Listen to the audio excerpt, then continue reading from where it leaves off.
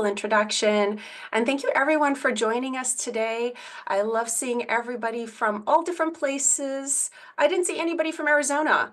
So if somebody's here from Arizona, please say hi, because I'm based out of Arizona, though I love traveling and seeing all these different locations. So let me get this, let's see, Buffalo. Okay, a few other places. Very nice. I'll get this up so we can see our screen here.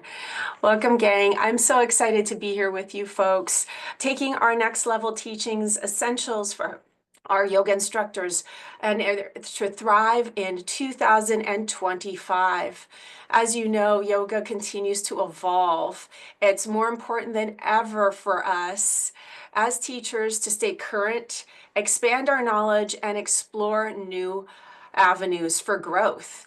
In this presentation, we'll cover topics ranging from important trends shaping the future of yoga, from continuing education opportunities and diverse career paths, along with business considerations as we change. You'll want to stay toward the end because we have special offerings for you, and you want to stay to learn about how to get your CECs, your continuing education credits for Yoga Alliance also. So now we'll just have to set the stage to take a look at what we'll be covering today in our session. We're not just discussing trends. We're building a roadmap to success in the evolving yoga world. First, we'll kind of unpack our recent trends and how they've reshaped our industry, giving you a clear understanding of the landscape that we're navigating here. And then we'll focus on making yourself relevant, which is crucial in today's dynamic environment. We'll explore actionable strategies to adapt to the current needs and demands of your students. And then next, we'll dive into diversifying your offerings and expanding and exploring beyond traditional yoga classes and creating multiple income streams and reach a wider, broader audience. We'll also tackle the practical side of running the yoga business and covering insurance, financial considerations, legal considerations, and just knowing what it'll look like for long-term sustainability. And of course, we'll explore and leverage technology from online platforms to digital tools and enhance your teaching and business operations. Whew, I know we've got a lot to cover.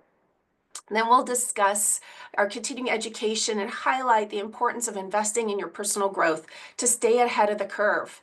We'll end with that Q&A, so if you have any questions along the way, we'll try to get to those. And we'll try to make this even more interactive. We'll reach out about topics that can make it easier to explore. So just if you got a chance, go ahead and type in a number in the chat. Which one are you most excited about today? Is it 1, recapping recent yoga trends? 2, making yourself relevant? How do we adapt to the needs and demands?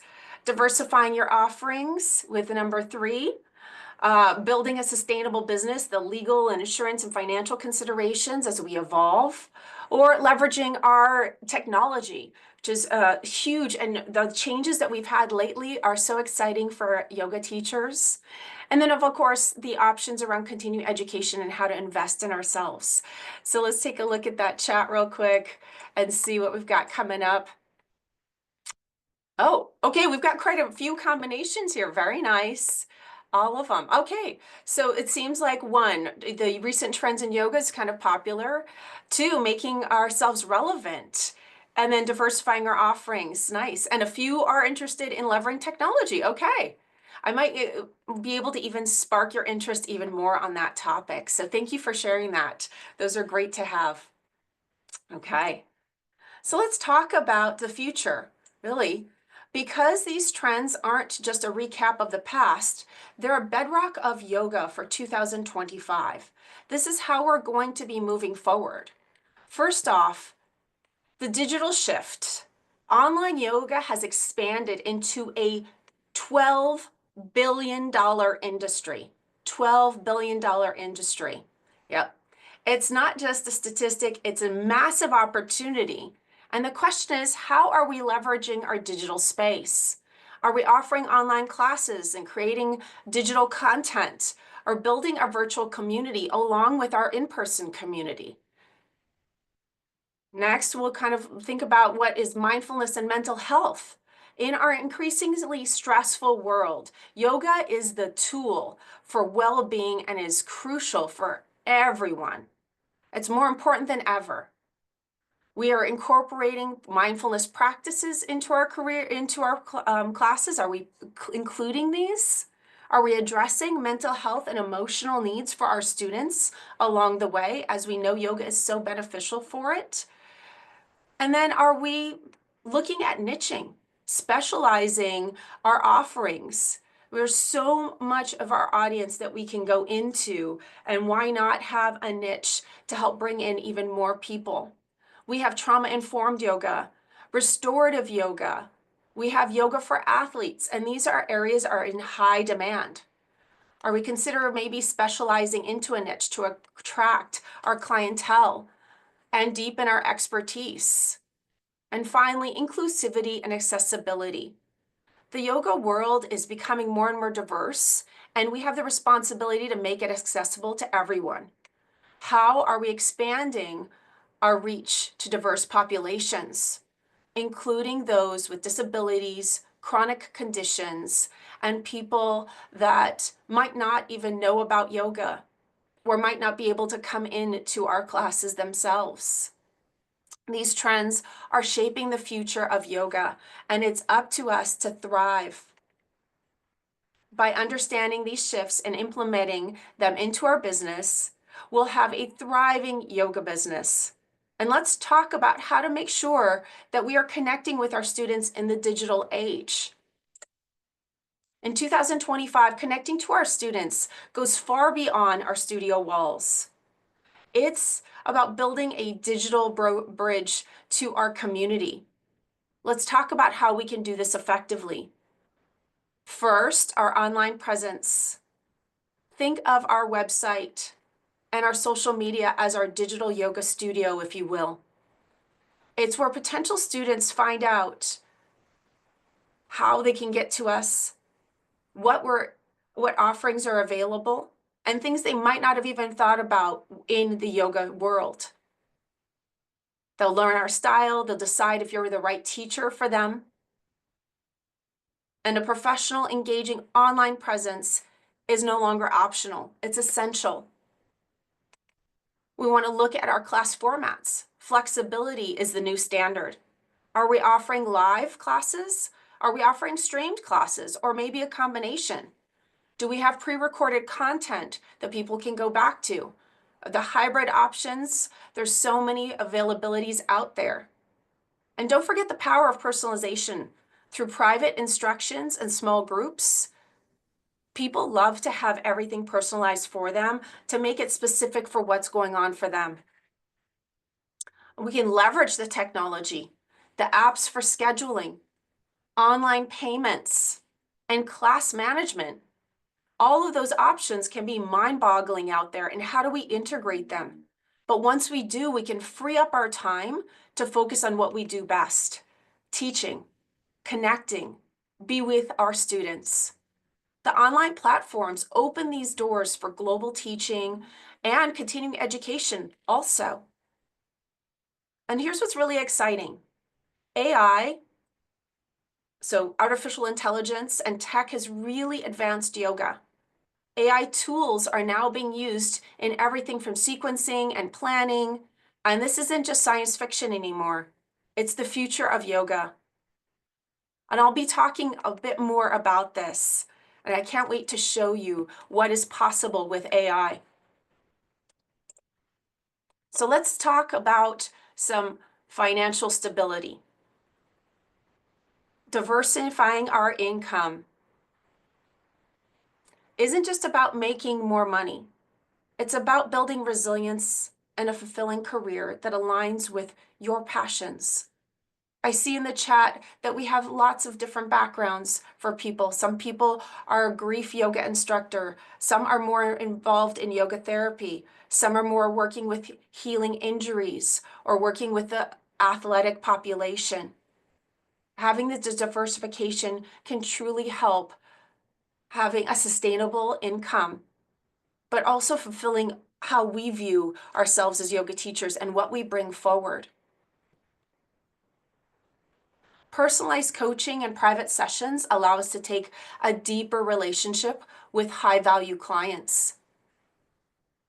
This is a premium service that enables you to address their specific needs and goals, leading to greater client satisfaction and overall higher earning potentially. We have immersive workshops, transformative retreats. I'll be talking a little bit more about this as this is an area that has exploded recently. And just because we've seen it explode doesn't mean that you need to count yourself out. There is lots of opportunity in that realm. It's about creating a real experience for your students. You can design programs that cultivate community, foster deeper practices, and can leave a real lasting impact. These experiences can generate significant income and really build your reputation. And of course, we have digital courses. Let us know in the chat if you've designed a digital course or you've taken a digital course, an online programming. This helps with scalability. We can get to a global audience, creating passive income, offering flexibility through learning. And think about what specialized programs and adding to our niche and our own unique offering.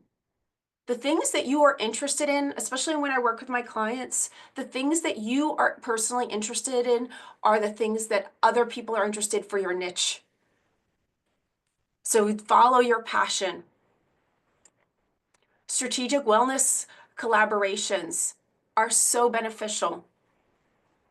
It's a win-win for both you and your partners.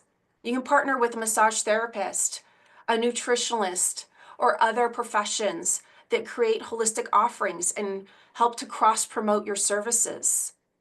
I have a exercise science injury person that I work with, and we share clients, and we actually do a lot of marketing together with our social media so we can cross-pollinate our audience. So having those connections with strategic wellness collaborations, you might not think about your medical person that you might see, or your chiropractor that you work with, or any other person in your area. And having those connections can really help and grow and expand your area. So think about what this could help with your comprehension for your clients also. It's not just about expanding your reach, but it's helping your clients too, because you know the good people in the area and you connect with them. I've referred so many people to my chiropractor that I've actually had to stop referring because I can barely get an appointment with her. So we have great collaboration back and forth. Speaking of another great opportunity is corporate wellness and the workplace. Yoga is booming. Companies are recognizing the importance of employee well-being, and oftentimes they know that the employee doesn't have the time outside of their workspace to be doing some of these programs. So I teach a lot in the corporate world. My background was in advertising and marketing before I left to open my own company 17 years ago in wellness. And look, we have in our chat, the Starbucks headquarters offers yoga classes. Yes, so many major companies do, and even the smaller companies. I have contracts with very large companies all the way down to a company that just has 100 people working there, where I do, and I just got done yesterday leading a yoga nidra for them corporately, because some of their people are working from home and some people are working in their office, and so they wanted to offer virtual opportunities. So they clear out a conference room. They have people on site can do the yoga and the yoga nidras there. And if they're working from home, they can have that there also. And if they can't make it at that time, then they can use the recording. So it's nice to have that opportunity in the corporate wellness space. So we could develop programs that address stress reduction, improve productivity, and enhance the culture by offering all the variations of yoga that we have. A popular one that I get the most requests for is chair yoga or yoga at your desk. And it's a nice way for 30 minutes to take a break around lunchtime to de-stress, to reboot, and to feel better at their desk. Yes, lots of people have ways for insurance to help cover that, or you can work with the companies, or the companies themselves get the insurance bonuses, and then they will pay you through that. So I have rates that are insurance improved that'll help with that consideration when I go out to a company to pitch that as an option for them. Sounds like there's great discussions going on in our chat. Yeah. Content creation and digital authority. This is all about establishing yourself as a leader, sharing your expertise through valuable articles, blog posts, and online resources. Now, gang, I know writing blog posts or articles or coming up with concepts for digital media or coming out with social media posts can be time consuming, but I'm going to show you a great tip on how to make that so much easier. But when we do this and we be a reliable source, this helps to build trust and attracts new clients and strengthens our brand. Branding products and merchandise is another option to help find another revenue stream. We can use our way to extend our brand and create ideas for what would go with or what would be purchased by our students that would help them in their practice. We can curate products that align with our values and cater to our audience. It's things like essential oils or yoga props or apparel or wellness products that you love are great things because when you mention it or people see it and they want to have that lifestyle too. The key takeaway out of all of this is thinking creatively. Kind of take into our mind right now, what are we, out of this slide, out of all these bullet points, what is something we could add to our offerings? What is something that piques your interest? How are you going to leverage your skills and your knowledge to build a sustainable and fulfilling career? You might have always thought in the back of your mind that I did want to actually do some private sessions, or maybe working in the corporate space is totally my jam. Oh, good. Okay, somebody just said corporate space breaking. Yes, a couple of people mentioned that. That's very nice. Okay. Selling some teas, connecting with your local market. So you're taking that strategy of connecting with people locally and then offering their products too. Yeah, great idea. I love this in the chat. So lots of good ideas. Now think of, there's something that you've been milling around in the back of your mind for some time. This might be the time to do that. Whether you're brand new to yoga teaching or whether you've been teaching for many years, there might be something in the depths of your mind that you're like, this is what I want to spark. This is how I can move forward. So I mentioned that retreats and workshops and trainings can all be amazing ways to connect with your students and can also increase your income. There is such a big boom right now. People want personalization. People want connection. They're seeking more than just yoga classes. They want transformative experiences in beautiful settings. They want to dive deep into learning in that environment.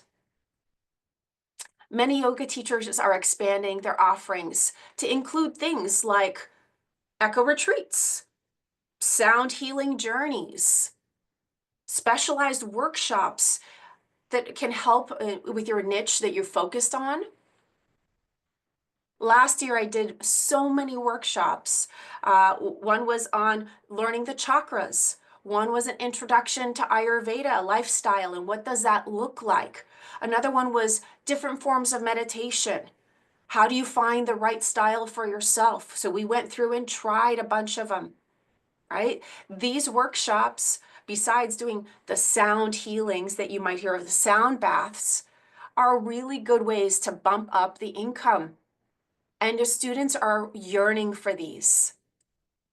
One thing to consider though, if you are, and we'll talk a little bit about the different styles of business formation that you can have, right? We want to talk about having insurance. I've been asked recently by a few of my clients who are setting up retreats where they're traveling and taking a group to India to see the beautiful fabrics besides that are lovely in Jaipur and that whole area, and the textiles besides doing yoga. So you can marry together two different thoughts or two different beautiful ideas about when you're going on a retreat. And she was like, I need to find and make sure I have insurance for this, because it's different than doing it in a local setting. What does that look like? If somebody is on vacation with you and something accidentally happens, it has nothing to do with you. You want to make sure that you are covered, right? And they are covered. I did have one of my clients where she had been around a situation where the retreat center that they were doing had part of the building fall apart, and it injured one of the students that was there on the retreat. And luckily she had insurance. Her insurance wasn't needed to be affected. The retreat center did provide the insurance coverage for all of it, but she had a sound peace of mind knowing that she was covered. So just verifying that you have the right requirements for a retreat or workshop, depending on where you're at. And some of my workshops last year were not in the studio setting. They were in my backyard, or I used to do a lot of hiking yoga. And we would go for an hour and a half hike to this beautiful spot. We would do yoga for an hour and a half, and then we would hike back. Does your insurance cover you that way?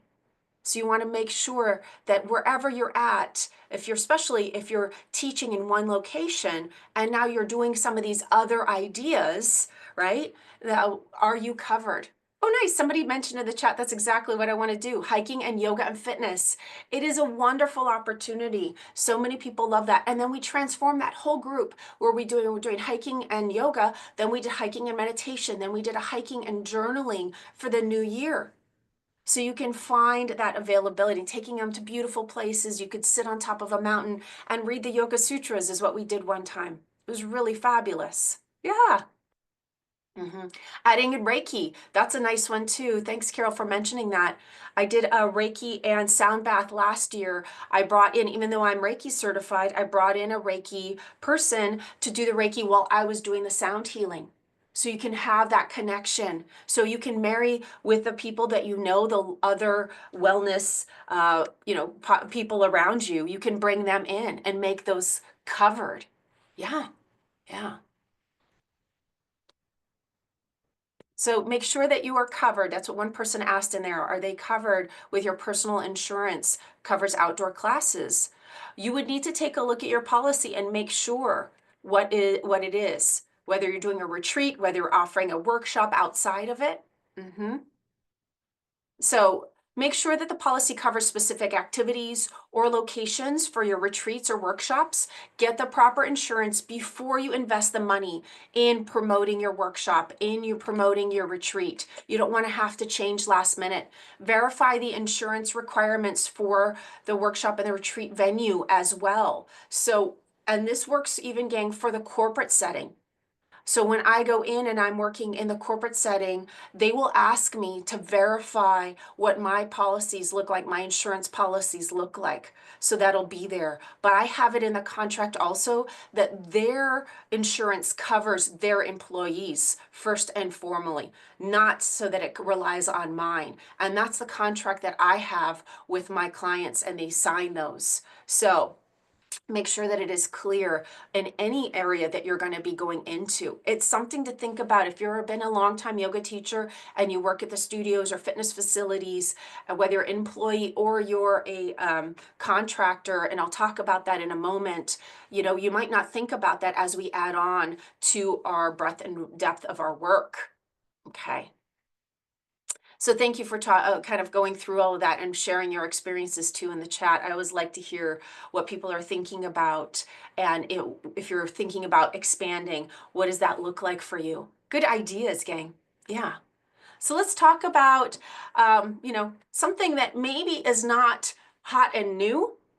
Well, we've been talking about some hot and new trends. I do want to highlight something that is,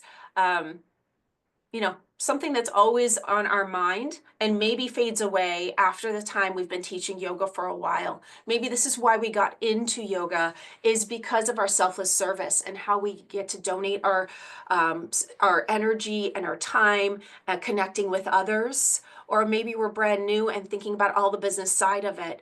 But seva, the selfless service, sometimes, goes by the wayside. But in our modern world of yoga, with this focus on business and marketing, we sometimes lose sight of the heart of all of it, right? So let's reclaim the heart of yoga.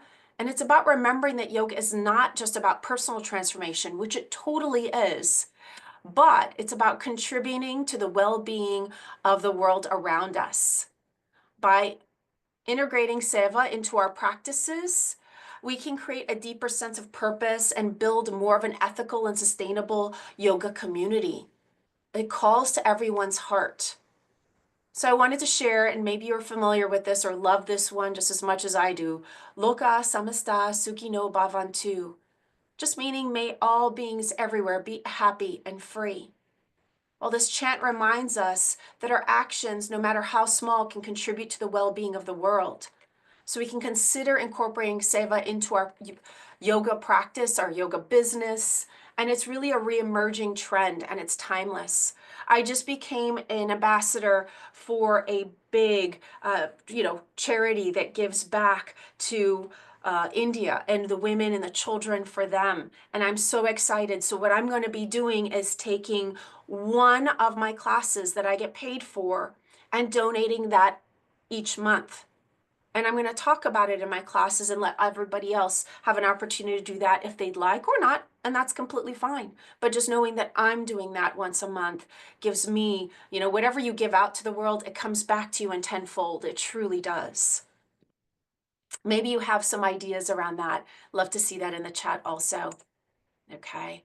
Now, maybe you're on top of this and really interested in our legal structures, or like many of my clients, not interested at all.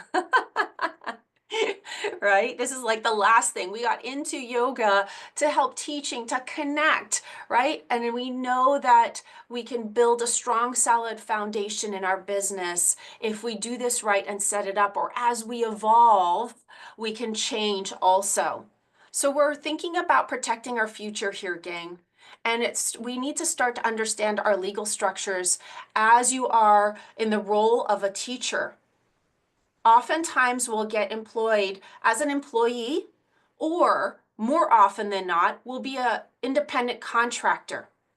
Okay, so we have to understand the distinctions between those. So as an employee, of course, taxes get taken out of our paycheck. We have certain things that are requirements that are part of being an employee, and certain benefits out of it also. And as an independent contractor, we don't get those same benefits. So we have to keep our taxes and we have to pay them on a regular basis, and keeping that in mind. It's a crucial distinction, especially in this digital age when many teachers work remotely or for multiple studios. If you're an employee of a studio, they typically handle the taxes, like I mentioned. Maybe they provide some benefits, right? If you're independent contractor, you're responsible for paying your own taxes, for covering your own insurance, and kind of avoiding any costly mistakes and legal issues here by knowing the difference. The IRS has very specific rules for this and make you and the studio, you want to follow them. And when I talk to new yoga teachers, they're maybe not always up to date on what is the true difference for them. And if you're opening your own studio or your own wellness facility, this can really make sure that you have to follow those business guidelines if you're running your own business. So choosing your right structure, right? Many teachers, yoga teachers, start out as a sole proprietorship. That's just the default. And that's okay. It's simple. It offers no personal liability protection though, so keep that in mind. So if someone sues you or your business, your personal assets are at risk. And this is why when I work with some of my clients, we move them to an LLC, so a limited liability company. And this LLC separates your personal assets from your business debts and provides a crucial layer of protection, especially if you're running workshops and retreats. If you're thinking about that and you've been a sole proprietor this whole time, you might want to start to think about doing an LLC, which is just filling out a little bit more paperwork. And there's a couple of options when you do become an LLC that you're going to want to take a look at.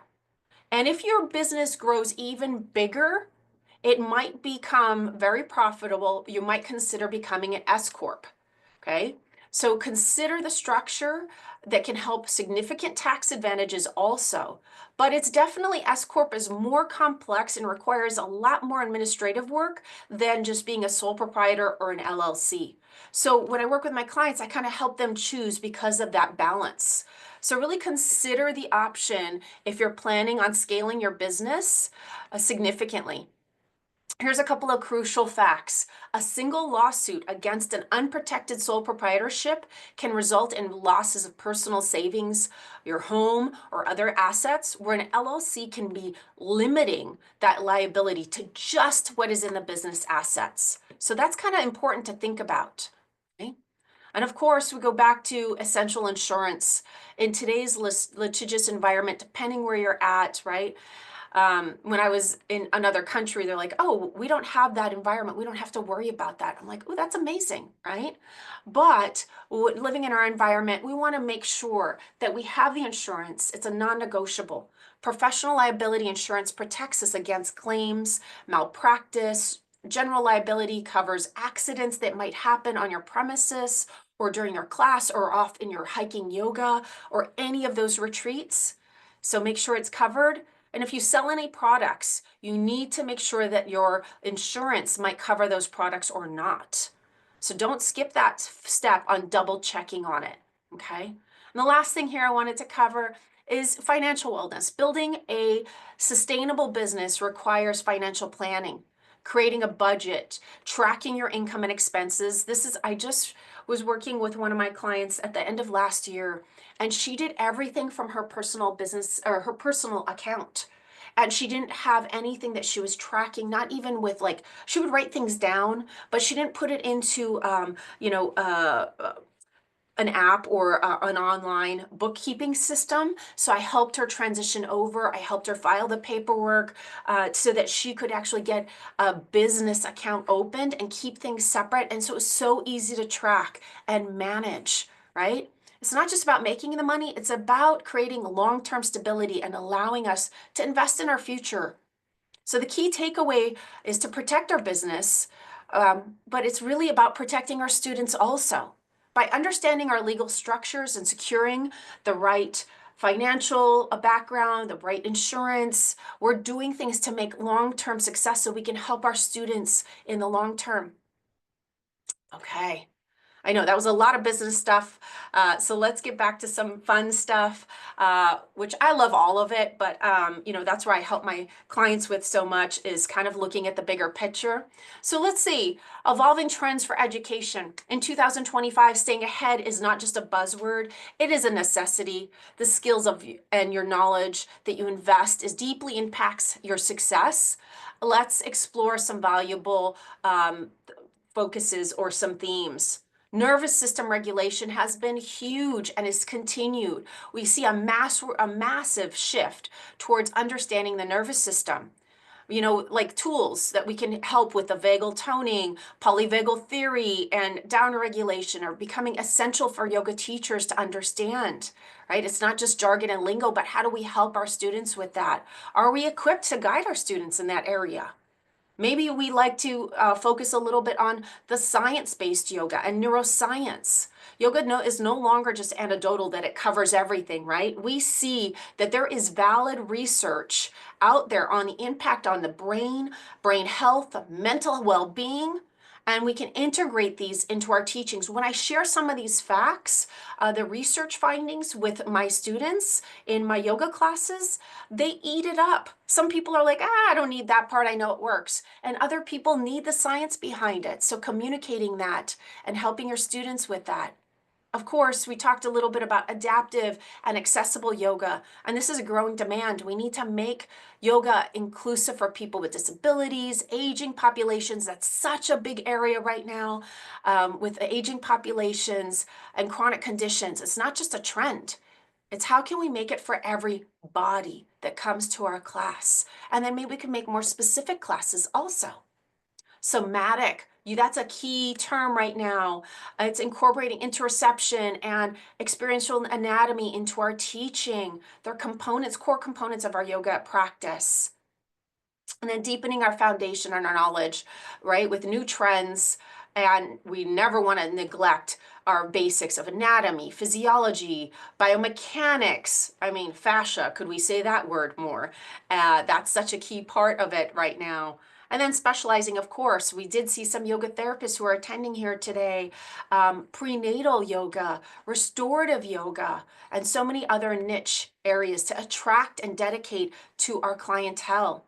Besides including mindfulness and meditation, I had a major company reach out to me just recently to start doing yoga nidra with them because one of the key major names in podcasting, I won't name drop, but he went and spoke to them. He was hired to talk to them about mindfulness and meditation, what it can do. And so they were like, we need yoga nidra. So they reached out to me. So they're in Colorado. I actually referred them to another yoga teacher because I wanted them to have that connection there. So pretty amazing what's going on, you know? Why would a yoga, I got asked recently, this is a great story. I got asked recently, why would a yoga teacher need to know about Parkinson's? This is from one of my clients who is actually a doctor. And she's one of my yoga therapy clients. And she's like, why would a yoga teacher need to know about Parkinson's? And it's a really great question. And here's the answer. A yoga teacher with Parkinson's training can adapt the class to address specific challenges faced by the individual, right? We can include modifications, balance, flexibility, coordination, as well as a practice to help promote neuroplasticity and improve quality of life. And the only example of that population that needs yoga, we must educate and serve all populations. You can work specifically just at a Parkinson's center. That's what's incredible. So remember, research is constantly evolving, and staying updated on the latest findings allows us to provide the most effective and informed guidance for our students. Lifelong learning is not just a suggestion. It's an investment in your future and the future of your students. Whew. Okay, we're gonna try to get through this quickly. AI. We've got 2 more slides, gang. We're almost there for questions and answers. I see a lot of questions in the chat coming up. Okay, AI is no longer just a futuristic concept. It's a present reality in the yoga world. We can discuss how we can leverage it and being mindful about the limitations too, though, okay? Think about AI like, tools you might have heard of, ChatGPT or Gemini. They're powerful assistants. They can help with content creation. They can help crafting engaging social media posts and writing compelling articles. It can free up time so that you can do what you love best and teaching yoga. Remember I talked about, just thinking of social media can be daunting, right? If we can actually cut the amount of time that we need to work on marketing, up to 50% is what the statistics are showing by using AI can help support us. So why not? Right? It's a matter of learning it though, and how to gather information to get the best information out of it also. Yeah, it's not a replacement for the human experience by any means, which is fabulous for us, right? We still can use it as a tool. Recently, I had a client where she wrote a yoga nidra script, and the result was less than ideal. AI doesn't inherently understand the nuances of yoga philosophy or the subtle art of guiding a meditation experience. It can be a tool, and but it can't be a replacement for you and your expertise. So this highlights that we need to know how to use this tool effectively. We need to understand in the right way with our right input to get the right output. Otherwise, AI can actually add to our workload rather than reduce it. Yeah. So there's lots of hype surrounding AI, and it can be easy to get overwhelmed. My goal is to help you navigate kind of to get around some of these. And I'll tell you, I want you to stay tuned because I'm going to share with you a great opportunity at the end of how you can learn more about it, right? AI is a tool. It's not a guru. So we can use it wisely. We can put it to our powerful, assist us in our yoga journey. Yeah. So with all of these here, gang, we have journeyed through dynamic shifts in shaping that yoga future. And now let's kind of put a pause and a moment to reflection. How do we as yoga professionals respond to this evolving landscape? What we used to do, we still can do, but we want to invite in the new opportunities and trends. BKS Iyengar, one of the influential people in the West who helped with yoga come forward, offers a profound wisdom. Change is not something we should fear. Rather, it is something that we should welcome. For without change, nothing in the world would ever grow or blossom, and no one in the world would ever move forward to become the person you were meant to be. This isn't just a beautiful sentiment, it's about a powerful call to action. It's really a reminder that that change isn't merely inevitable, it's a catalyst for our own growth, and both personally and professionally. It means we can recognize the way that people consume yoga, and that maybe there's a surge of online learning and workshops and immersive retreats. We must be willing to meet our students where they're at, both physically and digitally. So with this wisdom, let's help propel ourselves forward to make a more adaptable, innovative, and impactful yoga teacher. Let's make sure that we're blooming and growing and helping our students to do the same. With that, let's head on over to our Q&As.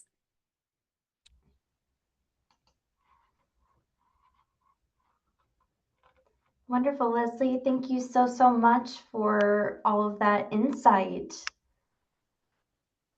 Oh, you're welcome. We've covered so much today, exploring the trends, the strategies, the tools. If we have a little bit of time to take some questions. We can open the floor. No questions are too big, too small, gang. And I really appreciate everybody sharing in here too. This is so fabulous to read as I could some of the quotes or some of the statements. Nice to see a couple of people that I know, but also to see a lot of people that we're talking about the opportunities here. So let's take some time. If we got a few questions. Yep, just looking through the chat here. We have some coming in. We have a question from Laura. Looks like you used AI to help with the slides. Well done. It doesn't take away from the value. Could you share a bit about your process? Oh yeah, awesome. So here's what I like to do when I'm actually working with AI and having them kind of help round things out. I write out some of the bullet points and I ask them to, one, I'd like it to be in a warm and friendly style. Here's my audience. So I list out who my audience is. Then I say, here's what I'd like to address on this slide. And here's some of my talking points. Could you please put together some information? And here's some stats I'd like to include. And then it'll come back with, some ideas. I take that and I work with it a little bit. Then I put it back into the AI and ask it to kind of redo a little bit. I'd like it little bit fuller here. I'd like to expand on this topic a little bit more. Then once I'm complete with all of that, I take it back actually into AI. And then here's what I ended up with. Here's my what I've discovered on this slide. Here's where I changed it because and you have to read through all of it, make it work for you, and then let's round this out again. So really addressing what tone do you want to have? Who is your audience, right? And fortunately, different levels of AI, depending on if you're on the free or the paid version, will have different responses. So kind of knowing that level also, some have memory now, so it'll help you oh, I remember that you talked about this. The AI will come back with that thought process. Otherwise, it's like starting from scratch sometimes. Yeah. Excellent. We have a question from Leah. Where does a waiver and insurance differ? Ooh, awesome. That's a great question because the waiver is what we need our clients to sign after we have the insurance. So we have the insurance, And our insurance requires us to have the waivers, to have the students take that in. So we have to have that available for them, right? So they can sign it when they come into the studio. They can sign it online if you're using some of the software, which is really nice that that's already included, that the waivers default right away. And depending on your insurance, some of the waivers will have to include certain language and others can be more general. So you're going to want to know that too. And I keep records of any of my hard copy waivers because if I have like yoga in the park gang or something like that, and they're not registering beforehand, they're all just, kind of coming and I put out the message, then I keep that so that I have that in my records if anything ever comes back. Yeah, so super important. Mm-hmm. Excellent. We have another question. Did Leslie say she has experience in codes for insurance coverage for services rendered? Oh, with codes?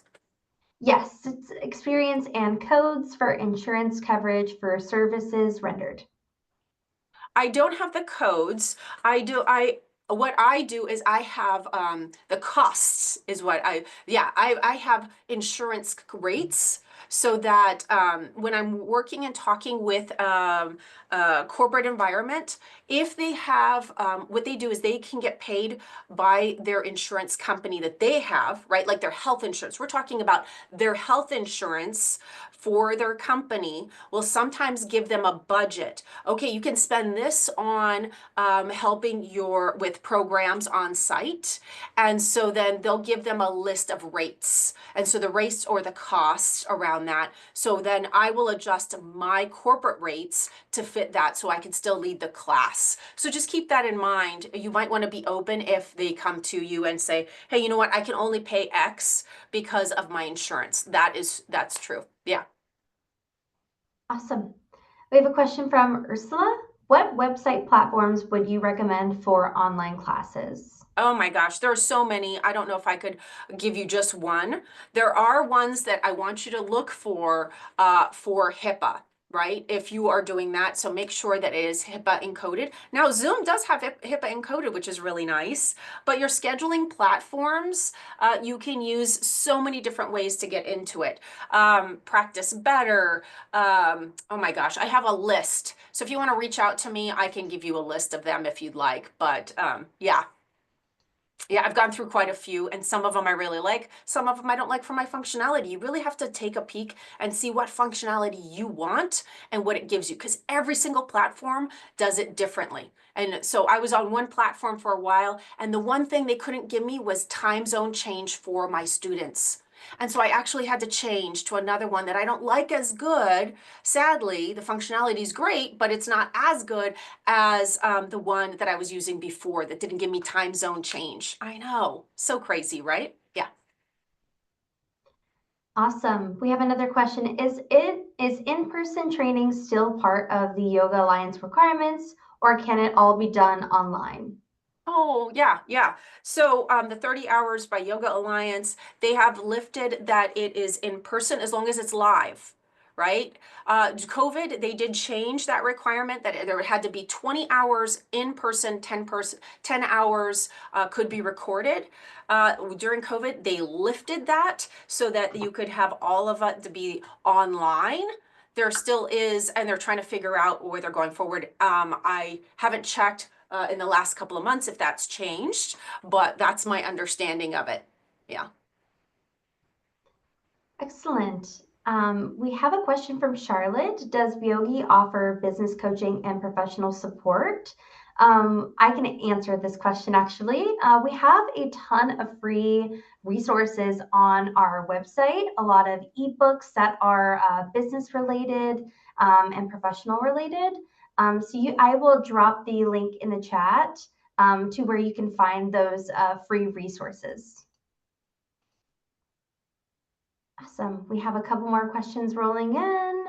What kind of insurance is generally required for organizing retreats and workshops? Are there any difference or same insurance works?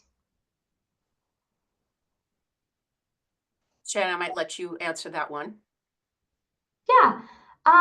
Typically, generally required for organizing retreats and workshops. I would say it's up to the insurance provider on if they cover retreats.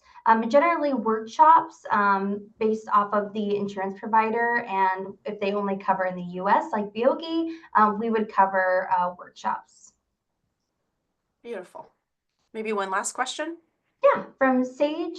Should I get an LLC right away if I'm offering occasional classes only and they're currently donation based? I've been practicing yoga for decades and recently was asked to teach. I really enjoyed 2 series of workshops I taught last summer, so might do more. Well, I would answer that go with the LLC if possible. It is just a little bit more paperwork. You can do there's 2 different styles of LLC. And so you could go with marked off with LLC sole proprietor. So it runs just like a sole proprietor, but it just gives you that layer of protection. So I know as a business owner, I want to be as protected as possible.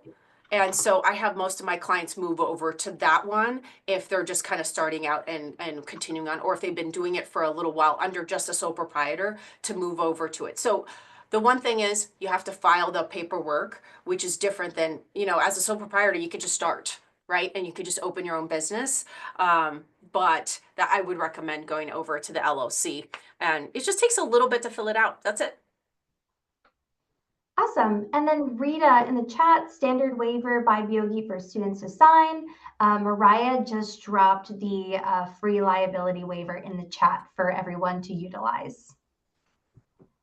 Wonderful. Well, Awesome. thank you everybody for being here today. I said, stay to the end because I'm going to give you some great offerings and how do you get your CECs, right? How do you get your continuing education credits? So just as a thank you for joining us today, YogaFit, who I am a master trainer with YogaFit also, they had wanted to offer a beautiful offering of 25% off just for being here to attend any of the Mind Body Fitness conferences. We do have one coming up in Scottsdale, Arizona, coming up fairly soon. This is in-person trainings. So if you're interested in that, we have 25% off. You can use the code beYogiMBF to get 25% off at any Mind Body Fitness conference coming up. And you can get 15% off of any other training, whether it's online, virtual, or at your local studios. beYogi 15 will be your discount codes. YogaFit is one of the world's largest yoga teacher training system. It is modular, so you can take these different classes if you're interested in doing continuing education. Like we talked about, it's a 200-hour school, it's a 300-hour school. There's a 200 and a 300 with trauma informed if you're interested in that. There's somatic sensory 2. There's Ayurveda, sound healing tracks. There is yoga therapy, a yoga therapy school, yoga for kids, and so much more. You can set up a discovery call with the YogaFit team if you'd like to find a training pathways or any of the educational opportunities that you were kind of thinking about and focusing on down the road, whether you're thinking about maybe specializing in workshops that work on the nervous system. Like we talked about today, YogaFit has the yoga for the nervous system, YogaFit for warriors, for PTSD, restoring balance to the PNS system. If you're passionate about mental health and emotional health, there's yoga for mild cognitive impairment at the MBF coming up. There is mood balancing, healing and emotional trauma that are also incredibly valuable. So you can take a look at many of those opportunities so you can invest in your future. And gang, you want to stay tuned for this one. An upcoming webinar. I'm excited to share with you a valuable opportunity. YogaFit is actually hosting a focused webinar on AI for yoga teachers specifically. It's designed to be incredibly impactful, and you can use it immediately. You can find the link in the chat to register. We just touched on the very slight potential of how to use it today. And they're going to go over the tools like ChatGPT and others to streamline your workflow and enhance your teaching. It's only $29 and it's 90 minutes of incredible learning so that you can create class plans, themes, scripts faster. You can use to generate create content, right? Save your time in having to write your content. You can create it for social media posts, newsletters, blogs, your presence online that is so impactful. So I hope you get to take a look at that. It's coming up on May 20th at 6 p.m. and the recording will be available if you cannot make it live. So just the last of the last, thank you for your time. Thank you for your attention. I hope this presentation that we provided some valuable insights to inspire you to continue your journey on growth as a yoga teacher and how to explore moving forward. I'd love to stay connected with all of you and continue the conversation. You can reach out to me. I'm at leslieharrington.com. And there's other resources that we can help you with. You can find me on Instagram, LinkedIn, Facebook. And to get your continuing education credits, gang, you can look in Yoga Alliance, search beYogi webinar, next level teaching for yoga instructors 2025 trends, and you can request there. And be sure to add a note that says Thrive in 25 so that I know that you are here. Thrive in 25. And if you don't want to do it through Yoga Alliance and you want me to help do it so that you can get your continuing ed through Yoga Alliance, send me an email directly. It is Leslie at leslieharrington.com, Leslie at leslieharrington.com, and just put Thrive in 25, and we'll make sure to get you those CECs. Thank you, everybody. Thanks for being here today. Thank you so much, Leslie. And just to let everyone know, the webinar is recorded and it will be sent to you via email by tomorrow, along with all of the special offers that Leslie mentioned, the AI webinar link, her website, all of those details will be included in the follow-up email. Awesome. Thank you so much for your time, Leslie. Have a Thanks, wonderful day, everybody. everyone. We'll see you at the next one.